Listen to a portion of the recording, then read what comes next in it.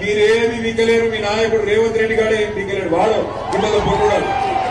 వాడికి మాత్రం పొట్టోనికి మాత్రం ఒకటే చెప్తున్నాడు, రేపు మొక్కుకో ఎన్ని దేవుళ్ళున్నారు అన్ని దేవుళ్ళకి మొక్కుకో. తప్పిదారి మళ్ళా గులాబీ జెండా గెలిచిందా పొట్టోడా నీ గుర్తదురా. కేసీఆర్ నువ్వు పట్టుకొని లేకపోతే కేసీఆర్ నువ్వు పట్టుకొని ఎటువంటి మాటలు మాట్లాడతావు? ఎవడరా నువ్వు? నాకు అది అడుగుతా. కేసీఆర్ తెలంగాణ తెచ్చిన్నాడు, ఎక్కడున్నాడు ఈ పొట్టోడు?